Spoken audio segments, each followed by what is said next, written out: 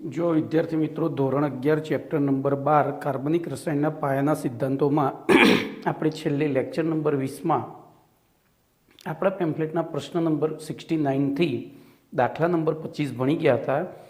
આજે પ્રશ્ન નંબર 71થી આગળ વધીએ તો પ્રશ્ન નંબર 71નું વિધાન છે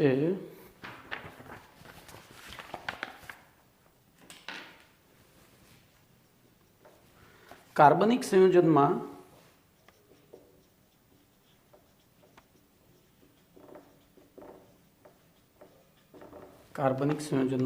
ઓક્સિજનના માત્રાત્મક પરિમાપન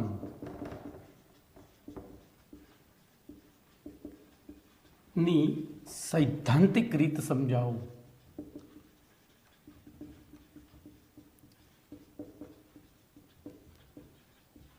જો આ સૈદ્ધાંતિક શબ્દનો અર્થ થાય ગણતરી દ્વારા. એમ તો આપણે કાર્બનિક સંયોજનમાં બોલો ઓક્સિજનના માત્રાત્મક પરિમાપન એટલે કે એનું ટકાવાર પ્રમાણ નક્કી કરવાની ગણતરીની રીત સમજાવવાની. તો એ રીતમાં કશું છે નહીં. બોલો સૌથી પ્રથમ શું કરવાનું, તો આપેલા કાર્બનિક સંયોજનમાં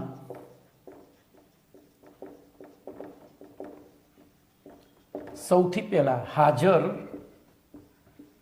બધા જ તત્વોની, અથવા તો આપણે એને પેલી કહેવાય ને અલંકારિક ભાષામાં લખીએ, સંયોજનની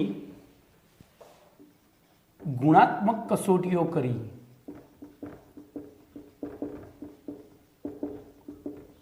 તેમાં હાજર તત્વો નક્કી કરવામાં આવે છે.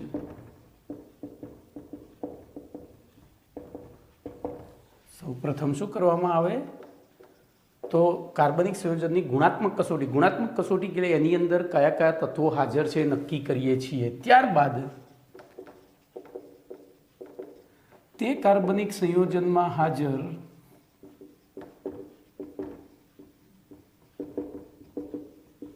Carbon, hydrogen, sulphur, nitrogen, halogen, phosphorus વગેરે જેવા તત્વોનું પરિમાપન કરી, માત્રાત્મક પરિમાપન કરી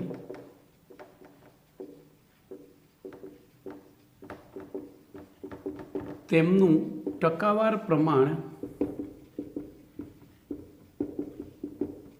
નક્કી કરવામાં આવે છે. ત્યારબાદ આ તત્વોના ટકાવાર પ્રમાણનો સરવાળો કરવામાં આવે છે.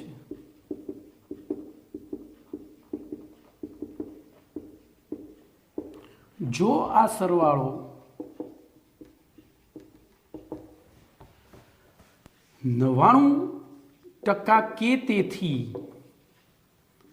વધુ થતો હોય તો જે તે સંયોજનમાં આપણે અહીંયા 100% જ લખીશું. પણ કાયદેસર ઘણી વખત 99 થી 100 ની વચ્ચે પણ આવતો હોય છે. તો આ સરવાળો 100% થતો હોય તો તે દર્શાવે છે કે આપેલા કાર્બનિક સંયોજનમાં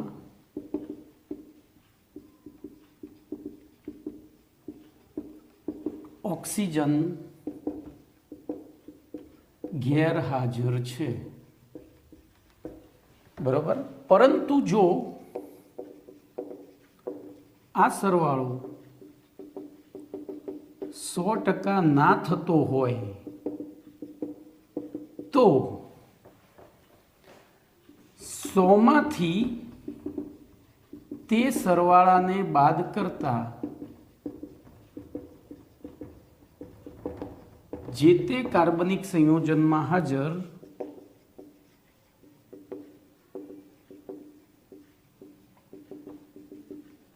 ઓક્સિજનનું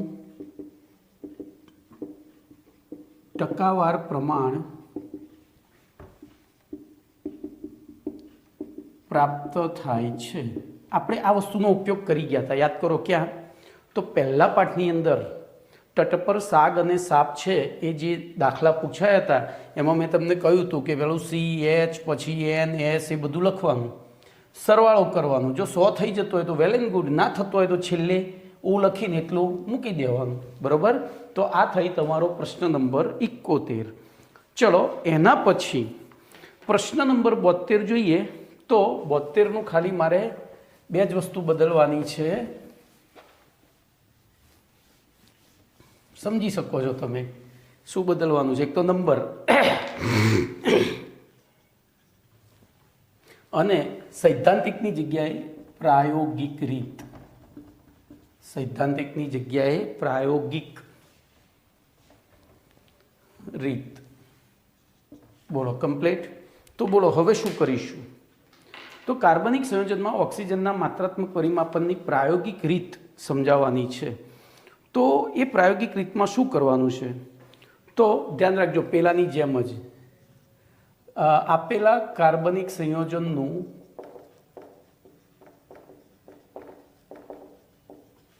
ધ્યાન રાખજો, m ગ્રામ કૌંસમાં નિશ્ચિત દળ લઈ તેને નાઇટ્રોજન વાયુના વાતાવરણમાં ઊંચા તાપમાને ગરમ કરવામાં આવે છે. આથી તેનું વિઘટન થઈ, બોલો શું થશે?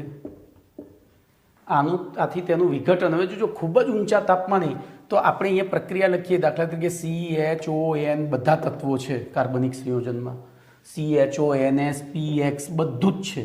ચલો એને આપણે ઊંચા તાપમાને ગરમ કર્યું તો બધા તત્વો છૂટા પડશે.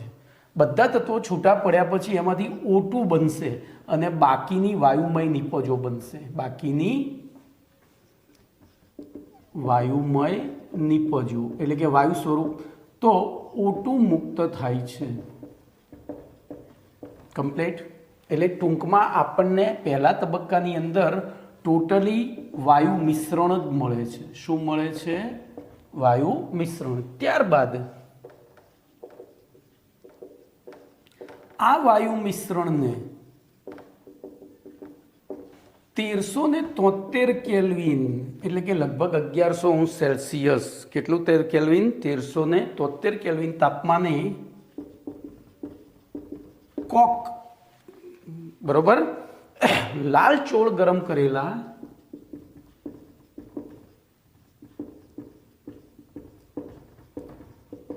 કોક ઉપરથી પસાર કરવામાં આવે છે.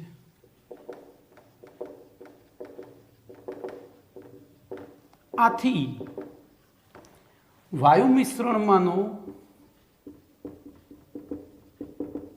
O2 એ કોક સાથે સંયોજાઈ CO વાયુ બનાવે છે. જો અહીંયા મારે લખવું ના હોય તો ચાલે, હું ખાલી પ્રક્રિયા જ લખું. O2 પ્લસ કોક. કોક એટલે કાર્બનનું અશુદ્ધ સ્વરૂપ છે, તો એમાંથી શું બનશે? CO gas. અને બાકીના વાયુઓ એમના એમ પડ્યા રહેશે. હજુ વાયુ તો છે જ, વાયુમય નિપજો તો અંદર જ છે, કારણ કે આ બધી વાયુમય નિપજો સહેલાઈથી છૂટી પડે નહીં. ચલો ત્યારબાદ ઉપરોક્ત બીજા તબક્કા ના અંતે પ્રાપ્ત થતા વાયુ મિશ્રણની I2O5, ધ્યાન રાખજો, કોની સાથે પ્રક્રિયા કરવાની છે? I2O5 સાથે, આયોડિન પેન્ટોક્સાઇડ સાથે પ્રક્રિયા કરતા. બોલો શું થશે?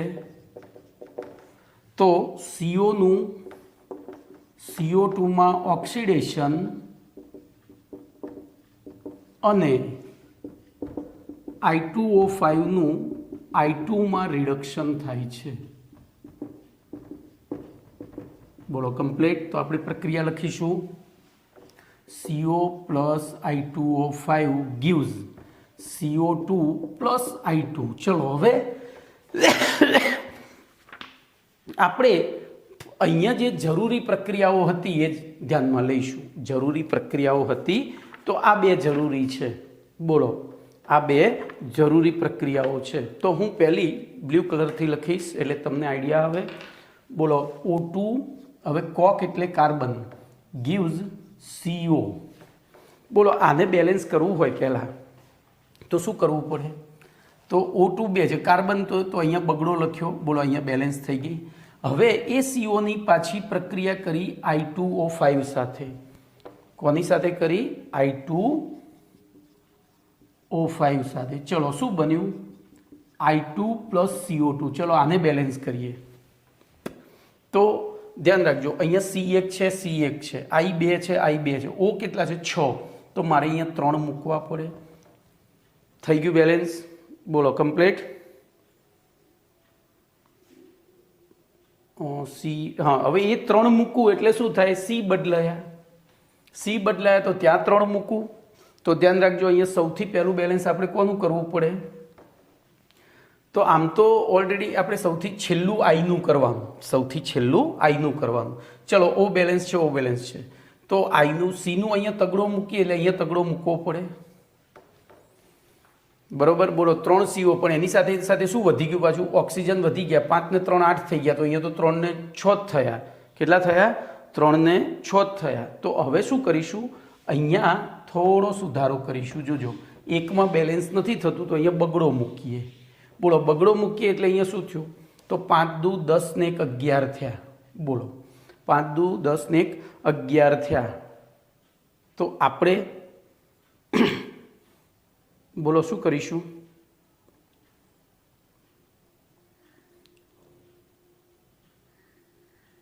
તો અહીંયા 11 તો થાય નહીં. તો હું અહીંયા પણ શું કરું? 10. જોજો, હવે આ પ્રક્રિયા તમારે બેલેન્સ કરવા માટે થોડી ગોખી નાખવી પડશે. તોય આપણે પ્રયત્ન કરીએ છીએ. બોલો, I2 તો 5 દુ 10 ને 11 ના થાય તો અહીંયા 11/2 કરવા પડે. 11/2 કરું તો અહીંયા પાછા 11/2 એટલે બદલાતું જાય. એટલે જો અહીંયા સામાન્ય નિયમો અનુસાર, કારણ કે આ રેડોક્સ પ્રક્રિયા છે, સમજો આ કઈ પ્રક્રિયા છે? રેડોક્સ. એટલે સીધી પહેલા પાઠ પ્રમાણે સંતુલન થશે નહીં. તો આપણે અહીંયા યાદ રાખી લઈશું કે અહીંયા 10 COની 2I2O5 સાથે પ્રક્રિયા થઈ, 2I2 અને 10. તો 2 10 2 10 આ રીતે. ઓકે. હવે જો અહીંયા 10 CO વપરાયા છે તો અહીંયા 10 પેદા કરવા આખી પ્રક્રિયાને કેટલા વડે ગુણવી પડે? 5 વડે. તો ધ્યાન રાખજો. હવે તો 5O2 plus 10C gives 10CO. હવે એ 10 COની પ્રક્રિયા થઈ 2I2O5 gives 2I2 plus 10CO2. ચલો, આપણે બેનો સરવાળો કરીએ તો આ 10CO ગયા એટલે કે 5O2 plus 10C plus 2I2O5 gives 2I2 plus 10CO2.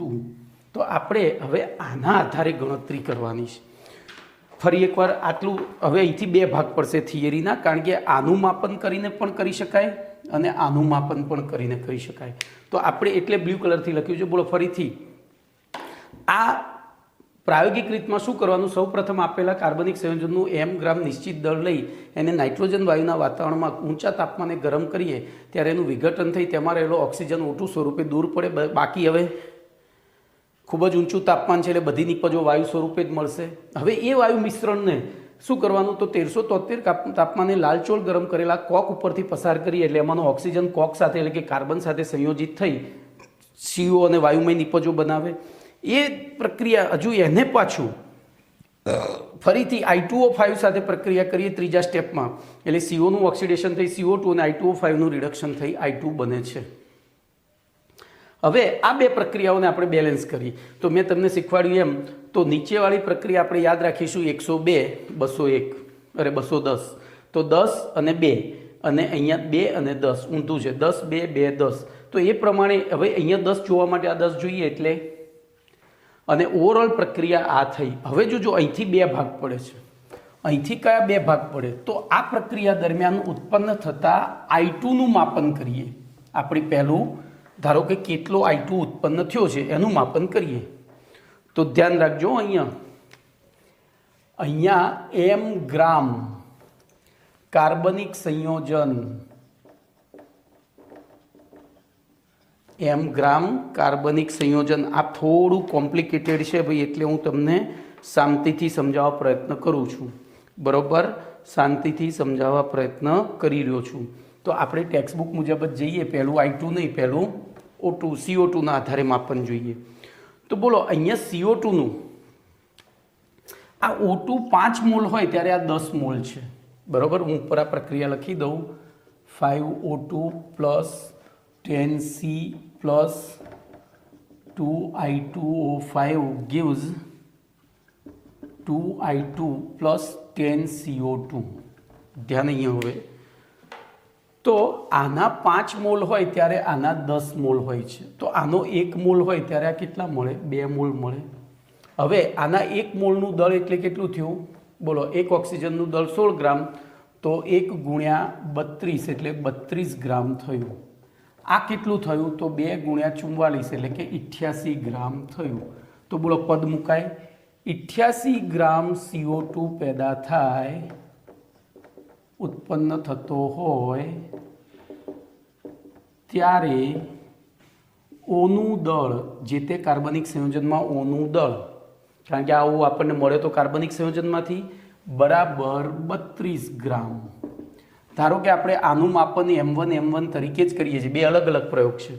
તો M1 ગ્રામ CO2 ઉત્પન્ન થતો હોય ત્યારે ઓનું દળ બરાબર M1 ગુણ્યા 32 ભાગ્યા 88 થાય. તો આપણે આ M શું લીધો તો? શું લીધું હતું? આ CO2. હવે ધ્યાન રાખજો, આ M1 ગ્રામ CO2 આપણને શેમાંથી પ્રાપ્ત થયો હતો? તો પેલું M ગ્રામ કાર્બનિક સંયોજનમાંથી. તેથી લખાય M ગ્રામ કાર્બનિક સંયોજનમાંથી, સંયોજનમાં હાજર, બોલો O2નું દળ બરાબર આ આપણને જે M1 ગ્રામ મળ્યો આખા પ્રયોગના અંતે, તો અહીંયા આપણે જે કાર્બનિક સંયોજન લીધું હતું પહેલાં એના M માંથી આ M1 મળ્યો છે. એટલે તો એને M1માંથી આપણે શોધી કાઢ્યું Oનું દળ. આ CO2 હતો, આ O શોધ્યો. તો M ગ્રામ કાર્બનિક સંયોજનમાં હાજર O2નું દળ બરાબર M1 ગુણ્યા 32 ભાગ્યા 88. તો બોલો બીજું પદ હવે આપણે શીખી જ ગયા છીએ.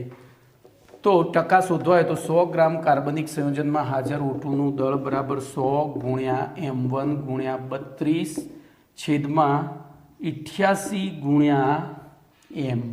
પેલાના જેવું જ સૂત્ર આવી ગયું. મળતા સંયોજનનું દળ, પેલામાં આણવીય દળ હતું, એમાં મળતા સંયોજનનું દળ અને એનું આણવીય દળ હતું અત્યાર સુધી, પણ અહીંયા 2 મોલ CO2 પ્રાપ્ત થાય છે, એટલે આણવીય દળ ગુણ્યા 2 એટલે 88 ગુણ્યા M. ચલો પહેલી O2ના આધારે થઈ ગઈ. હવે બોલો I2ની સાથે વિચારીએ. તો I2નું આણવીય દળ કેટલું છે મને એમ કહો. તો આપણે આ કમ્પ્લીટ થઈ ગયું સૂત્ર, ખબર પડી કે નહીં ભાઈ? હા, તો મારે કારણ કે બ્લેક કલરથી લખેલું ભૂસવું પડશે તો તમને ખબર પડશે. આ બ્લેક કલરથી લખેલું ભૂસવું પડશે. તો ટૂંકમાં કાર્બન ડાયોક્સાઇડનું પરિમાપન કરી અને આપણે ગણતરી શીખ્યા. હવે શીખીશું બોલો આયોડિનના પરિમાપન દ્વારા, એટલે કે કેટલો આયોડિન ઉત્પન્ન થાય છે એના આધારે. બોલો આયોડિન આપણે વાત કરીએ તો આના 5 મોલ હોય ત્યારે આયોડિનના 2 મોલ છે. તો બોલો આનો 1 મોલ હોય, આપણે ઓક્સિજનના સંદર્ભમાં જ વિચારવાનું. આનો 1 મોલ હોય ત્યારે આના કેટલા થાય? તો 2 ગુણ્યા 1 ભાગ્યા 5 એટલે 0.0, અરે 2 પંચમાંશ એટલે 0.4 મોલ થયા. હવે એને દળમાં કન્વર્ટ કરીએ તો અહીંયા 1 મોલ બરાબર 32 ગ્રામ. તો અહીંયા 0.4 ગુણ્યા 127 લેવાના છે. હવે 127 તો આઈનો પરમાણુ ભાર છે, ગુણ્યા 2 લેવાના છે. 127 તો આઈનો પરમાણુ ભાર છે, આપણે તો I2 જોઈએ છે. તો બોલો અહીંયા આપણે ગણીએ તો 127 ગુણ્યા 0.8 કરી દઉં, અરે 4 દુ 8 એટલે 8 કરી દઉં. તો બોલો 8 સીતું 56 નો છગડો વધી 1, 8 દુ 16 ને 17 નો સાતડો વધી 1, 8 1 8 ને 1 9. કેટલા થયા? ફરીથી 8 સીતું 56, સોરી મારી અહીંયા વધી 1 લખાઈ ગઈ છે. 8 સીતું 56 નો છગડો વધી 5, 8 દુ 16, 16 ને 5 21નો એકડો, વધી પડી 2, 8 સીધું 56નો છગડો, વધી 5, 8 દુ 16 ને 5 21, 8 એકા 8 ને 2, 8 એકા 8 ને 2 10. બોલો અહીંયા 1 પોઈન્ટ કાપું તો 101.6 ગ્રામ જેવું થાય. કેટલું થાય? 101.6 ગ્રામ જેવું થાય છે. ઓકે, ચલો હવે ધ્યાન રાખજો, આપણે પદ મૂકીએ. શું પદ મૂકીશું? વિચારો, શું પદ મૂકીશું? તો પદ અહીંથી મુકાય, પદ અહીંથી મુકાય કે 101.6 ગ્રામ I2 પ્રાપ્ત થતો હોય ત્યારે O2નું દળ બરાબર 32.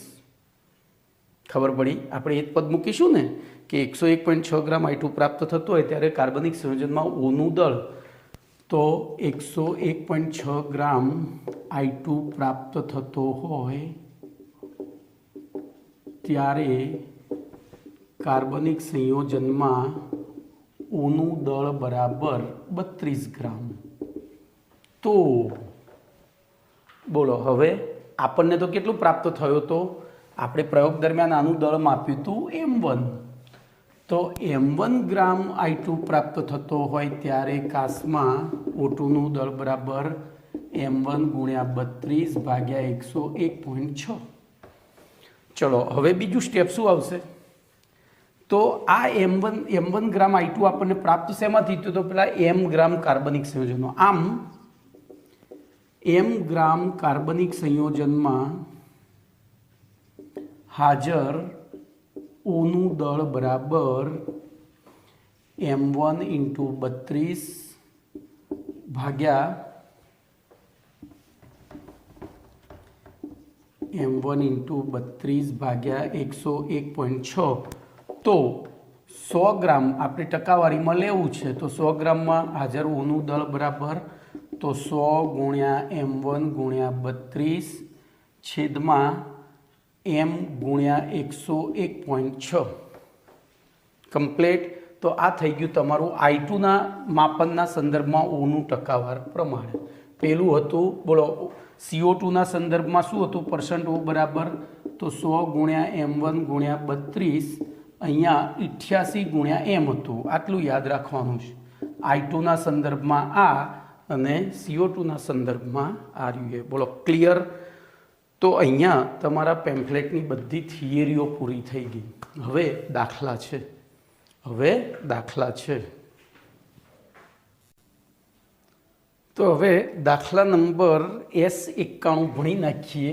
સોરી, એ પહેલાં એક દાખલા, એટલે હવે તો આના પર આધારિત કોઈ દાખલો છે નહીં, પણ આપણે જ્યારે બતાવીને ભણી શકીએ. બરાબર? હવે ત્યાં કારણ કે ઓક્સિજનનું છે ને ટકાવાર પ્રમાણ શોધવાનો દાખલો બહુ રેર કેસમાં પૂછાય, અને એ રેર કેસ છે ને એ G-NEETમાં પૂછાય.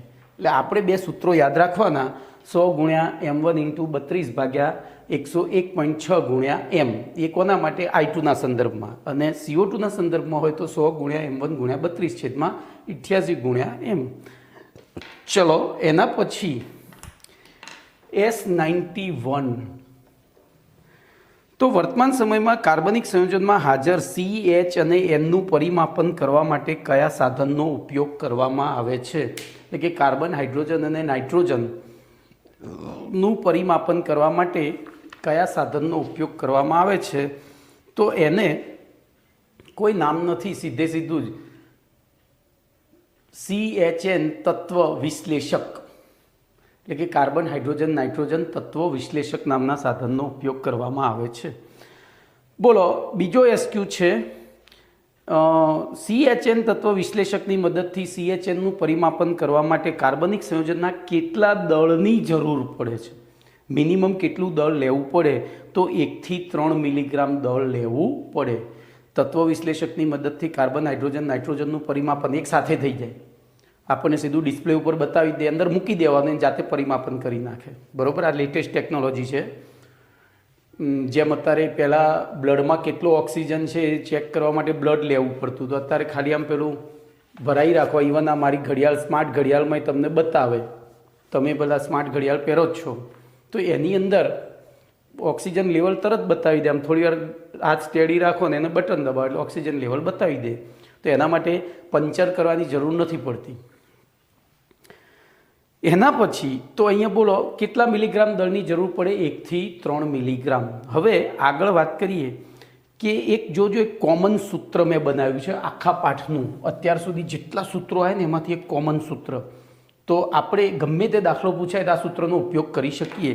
તો ધ્યાન રાખજો, અહીંયા હું આખી થિયરી લખું છું. કાર્બનિક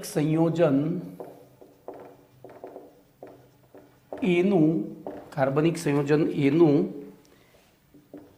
MA ગ્રામ દળ લઈ તેમાં કોઈ તત્વ તેમાં હાજર કોઈ તત્વ ઈના માત્રાત્મક પરિમાપનના અંતે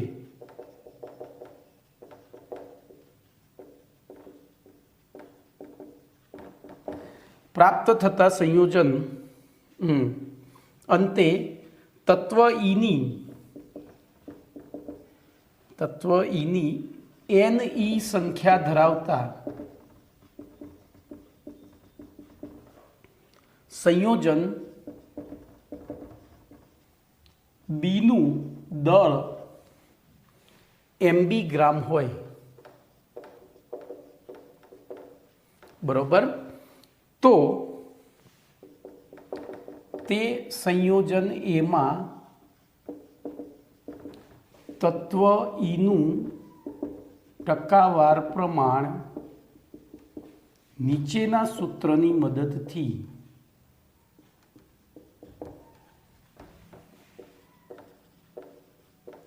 નક્કી કરી શકાય છે. આ એકદમ કોમન સૂત્ર છે ભાઈ. બધું હેલોજન, કાર્બન, નાઇટ્રોજન, ઓક્સિજન બધાને કામમાં લાગશે. તો સૂત્ર લખીએ તો તત્વ ઈના ટકા બરાબર, બોલો, સૌથી પહેલું 100 ગુણ્યા MB. આપણે અહીંયા M1 લખતા હતા, યાદ છે ને? હું અહીંયા સ્મોલમાં મેં કેપિટલ લખ્યો છે, સ્મોલ કરી દઉં પહેલાં. MA અને MB, તો અહીંયા પણ આપણે સ્મોલમાં MB કરી દઈશું. ગુણ્યા, બોલો, AWE તો એટોમિક વેઇટ ઓફ તત્વ, એટલે કે એટોમિક વેઇટ તત્વનું પરમાણ્વીય દળ, ગુણ્યા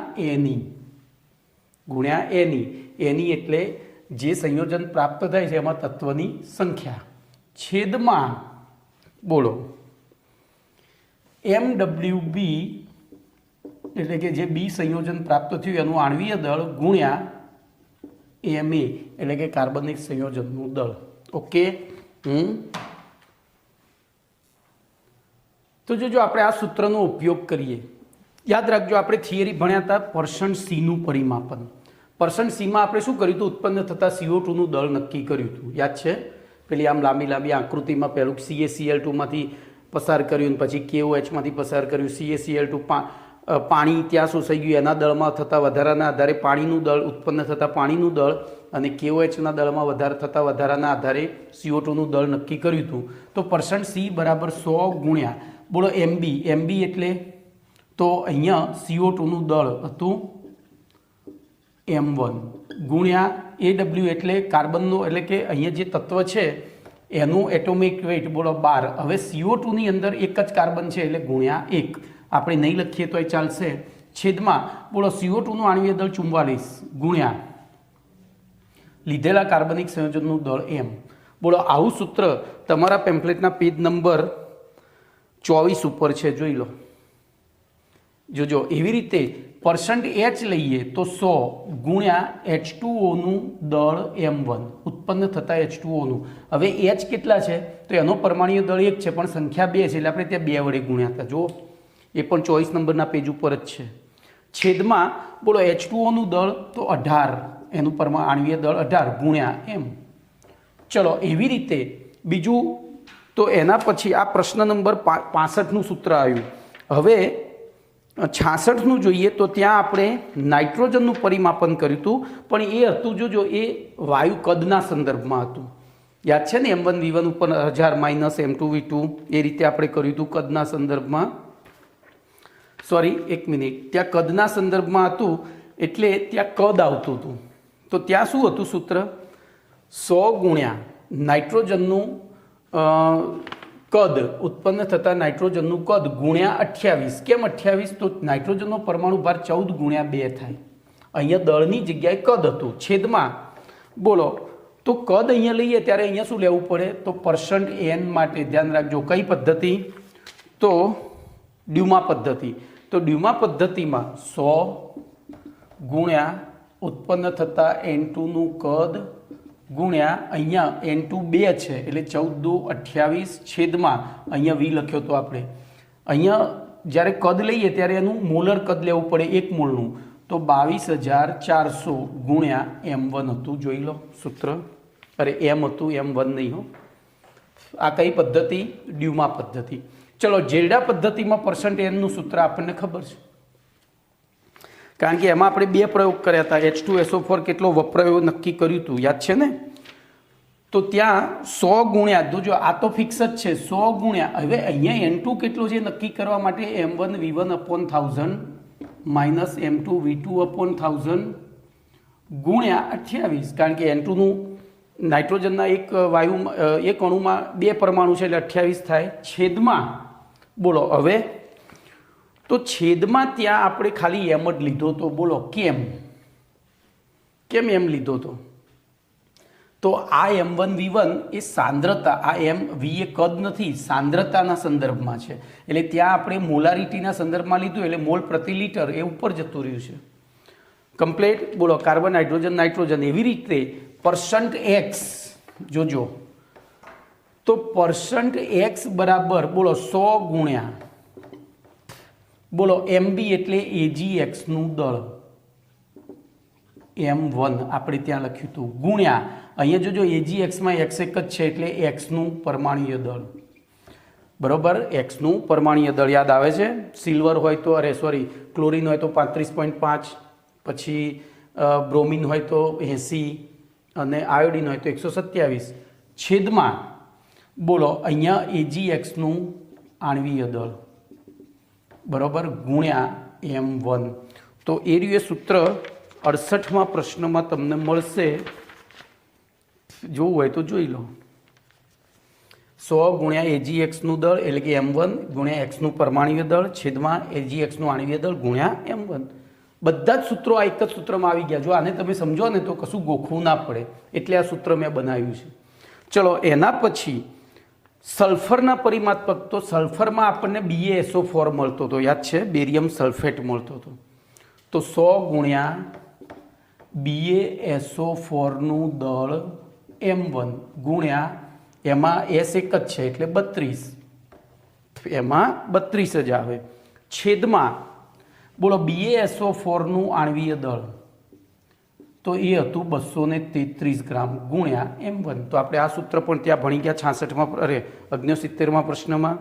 ચલો એના પછી 70મા પ્રશ્નમાં ફોસ્ફરસનું માત્રાત્મક પરિમાપન હતું. એમાં 2 રીતો હતી, મેગ્નેશિયમ અને એમોનિયમ ફોસ્ફેટ અને મેગ્નેશિયમ પાયરોફોસ્ફેટ 2 હતી, યાદ કરો.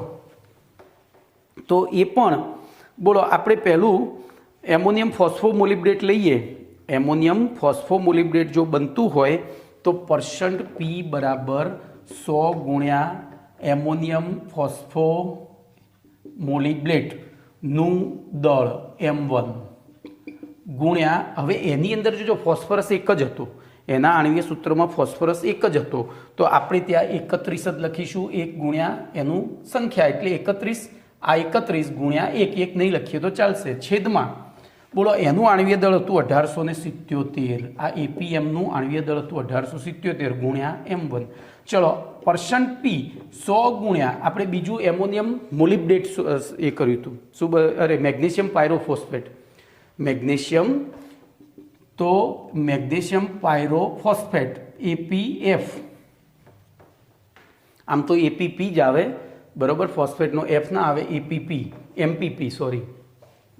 તો એનું દળ બોલો M1 ગુણ્યા, તો એની અંદર Mg2P2O7 હતો એટલે P2 હતો, ધ્યાન રાખજો. તો P2 હોય તો આપણે શું કરવું પડે?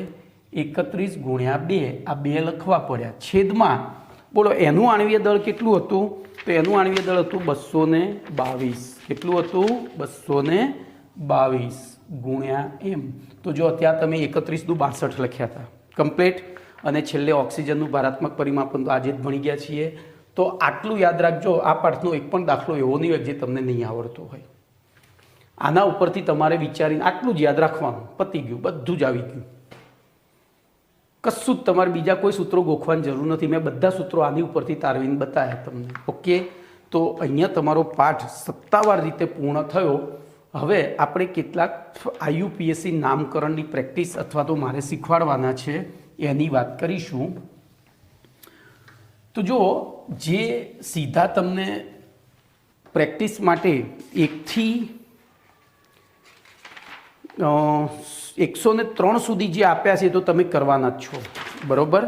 એ તમને શીખવાડેલા છે. પણ 104થી આગળ વધીએ તો સૌથી પહેલો આપણને એ આપ્યો છે.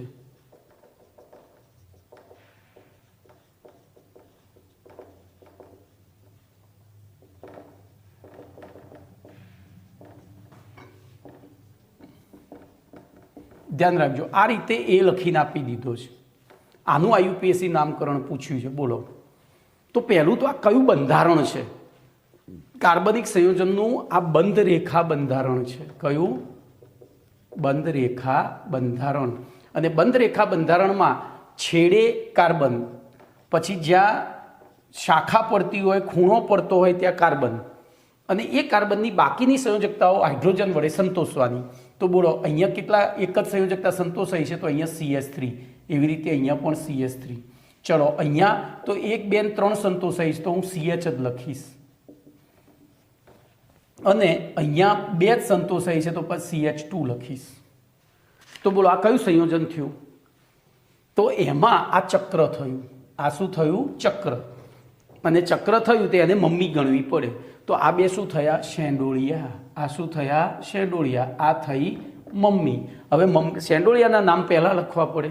તો અહીંથી ચક્ર છે એટલે ગમે ત્યાંથી નંબર અપાય, પણ શરત એ કે નંબરિંગ ઓછામાં ઓછું થવું જોઈએ. ધારો કે હું અહીંથી આપું 1, 2, 3. તો બોલો શું થશે આનું નામ? તો 1,2 ડાયમિથાઇલ. ચલો, છોકરાઓના નામ લખાઈ ગયા. 1,2 ડાયમિથાઇલ. પછી બોલો, તો 3 કાર્બનનું ચક્ર છે એટલે આગળ લખવું પડે સાયક્લો. ચક્ર હોય એટલે સાયક્લો પ્રોપેન. પતી ગયું. બોલો, ચલો, એના પછી તમને બીજું બંધારણ આપ્યું છે બી. હવે અંદર બી કેવો દોર્યો છે? 2 પ્રકારના બી આપ્યા છે એટલે મારે જોવું પડશે. બોલો, બીજો બી આ રીતનો આપ્યો છે. એક બી આવો છે અને બીજો બી આવો છે.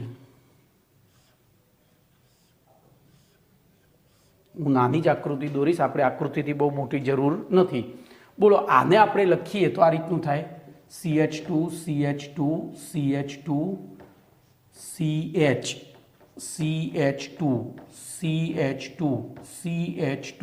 પછી અહીંયા પાછો CH અને CH2 થાય. થાય કે નહીં? બોલો, હવે આનું નામ શું કરીશું? તો આમાં તમને કેટલા ચક્ર દેખાય છે એમ કહો તો મને. કેટલા ચક્ર દેખાય છે? બોલો. તો મને 2 ચક્ર દેખાય છે.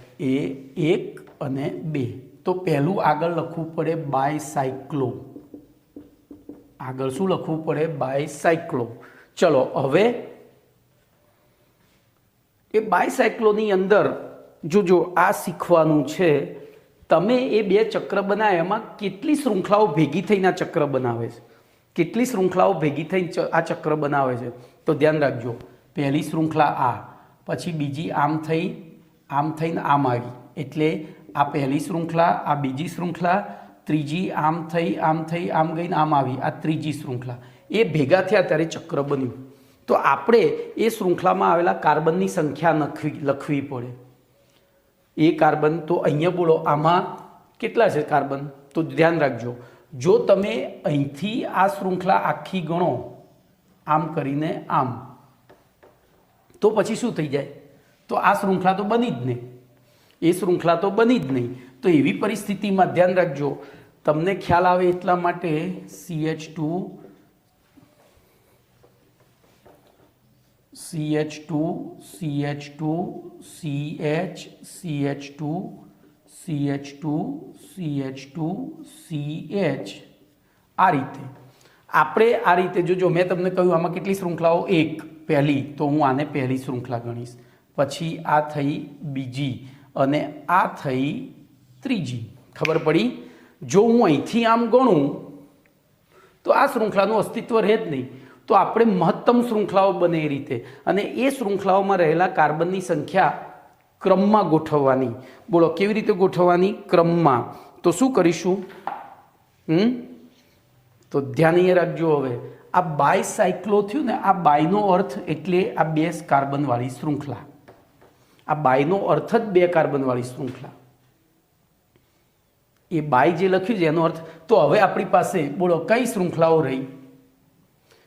તો 3 3, ધ્યાન રાખજો, અને 0. 3 3 અને 0. શું લખવાનું? 3 3 અને 0. બોલો કમ્પ્લીટ.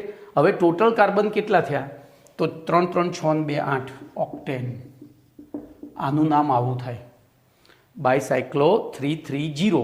ધ્યાન રાખજો. હવે ધારો કે તમને આવું આપ્યું હોય તો CH3 CH2.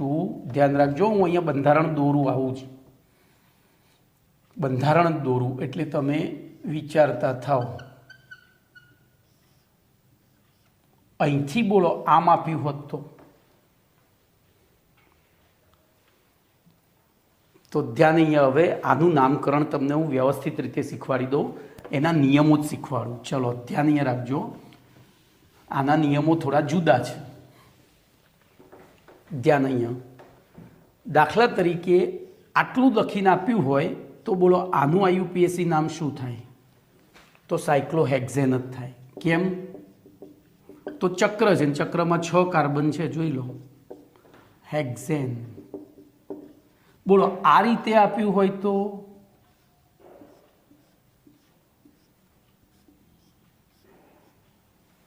તો હવે આનું નામકરણ શીખજો. અહીંયા આ 2 ગામ છે, ધ્યાન રાખજો. 2 ચક્રને જોડતા આ 2 ગામ છે. એ ગામે જવાના 3 રસ્તા છે. એક અહીંથી આમ જવાય, એક અહીંથી આમ જવાય, અને એક જંગલમાંથી સીધો શોર્ટકટ છે. તો આપણે એ રસ્તામાં આવતા સ્ટેન્ડ લખવાના છે. એ રસ્તામાં આવતા સ્ટેન્ડ. પહેલાં કેટલા ચક્ર દેખાયા? 2. તો બાયસાયક્લો લખી નાખ્યું. ચલો બરોબર, ધ્યાન રાખજો. હવે એના રસ્તામાં આપણે આ પહેલો રસ્તો લઈએ, આ બીજો અને આ ત્રીજો રસ્તો થયો. તો પહેલા રસ્તે જઈએ તો કેટલા ચક્ર, કેટલા સ્ટેન્ડ આવ્યા? તો પહેલું, બીજું, ત્રીજું, ચોથું. આ 2 ના ગણાય. આ A અને B એમને 2 ગામ ગણ્યા છે. જો આપણે જે નામકરણ શીખ્યા હતા એ રેખીય માટે હતું. રેખીયમાં પરિવાર ગણાતો હતો નામકરણમાં. ચક્રીયમાં ગામ ગણાય, 2 શહેર ગણાય. ગામ કે શહેર, એને જવાના રસ્તા શોધવાના. અને એ રસ્તા પ્રમાણે બોલો અહીંયા પહેલા રસ્તામાં કેટલા આવ્યા? 1 2 3 4. તો મેં લખ્યા 4. પછી બીજા રસ્તામાં 4 અને ત્રીજા રસ્તામાં 0 સ્ટેન્ડ આવ્યા. હવે ટોટલ કાર્બનની સંખ્યા લખી દેવાની. તો 4 4 8 2 10, ડેકેન. 9. હવે ધ્યાન અહીંયા રાખજો. આપણે ધારો કે આ રીતનું હોય તો આપણને આ રીતની આકૃતિ આપી છે.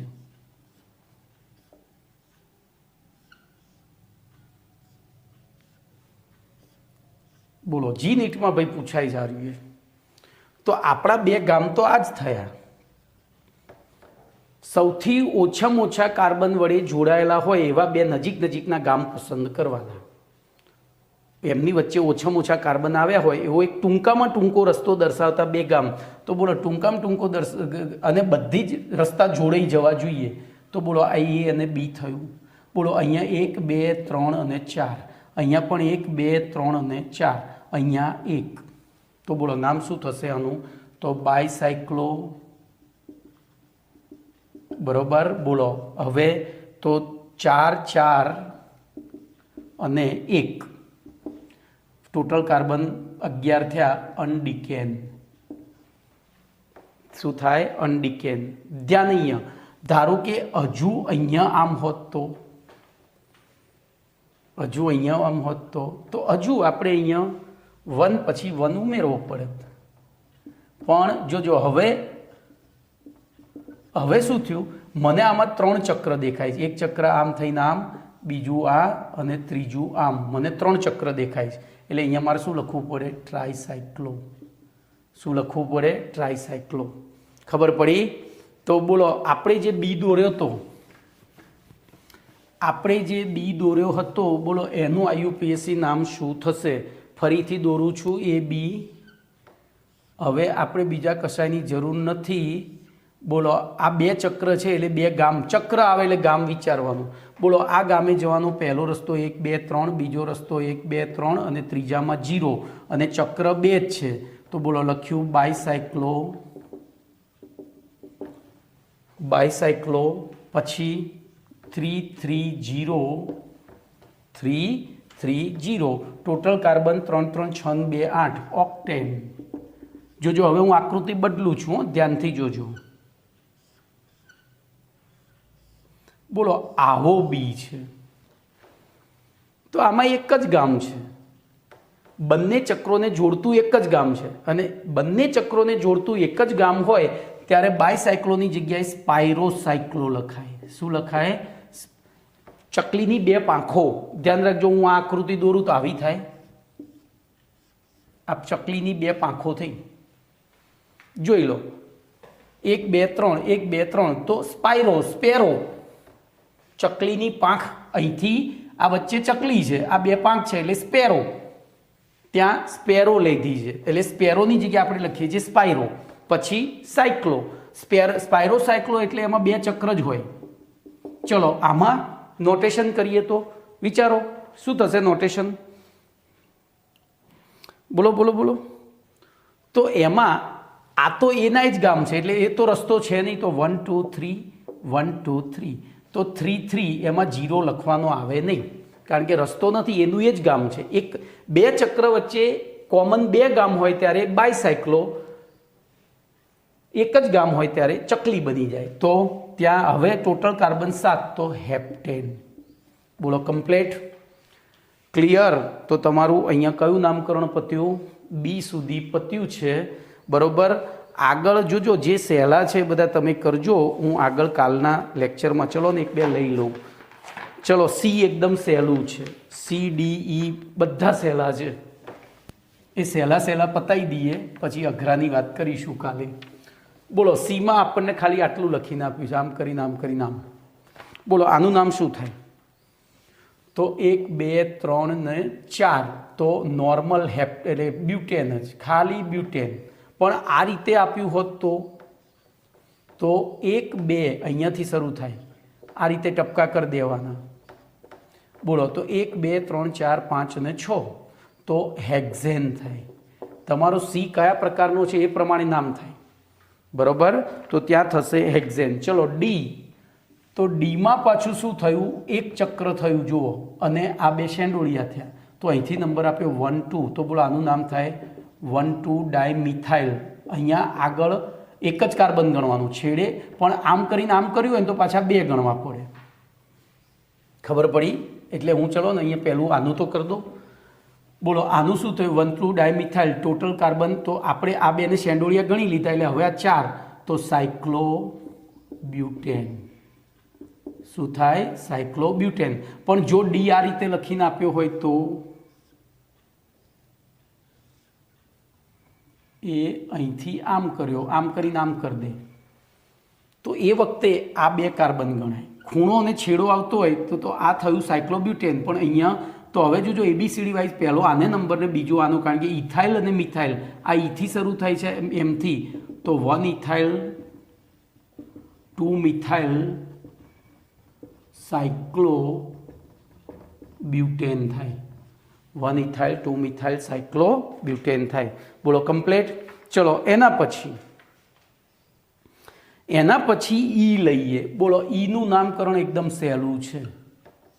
તો અહીંયા જોજો એ આ મમ્મી થઈ લાંબી, આ શેન્ડોળિયું થયું, તો નંબર 1 2 3 4 5 અને 3, હવે શેન્ડોળિયામાં એક જ કાર્બન છે તો 3 મિથાઇલ પેન્ટેન. આ બંધ રેખા સૂત્રો કહેવાય. આ શું કહેવાય? તમને આ વસ્તુ આ રીતે લખીને આપવી હોય, આમે લખીને આપે તો આ 2 એક જ વસ્તુ થઈ. જો 1 2 3 4 5 બરાબર. આ મિથાઇલ શેનું જોડ્યું તો 3 મિથાઇલ પેન્ટેન. આ વસ્તુ આમે લખીને આપી હોય, એમ કરીને નીચે આપ્યું હોય તો આ પણ એ જ થયું, 3 મિથાઇલ પેન્ટેન જ થયું. ખબર પડી? ચલો તો એ તમે નામકરણ કરજો. આપણે નેક્સ્ટ લેક્ચરમાં આગળ બધું જ શીખીશું. ઓકે, ચલો, ડન ડના ડન.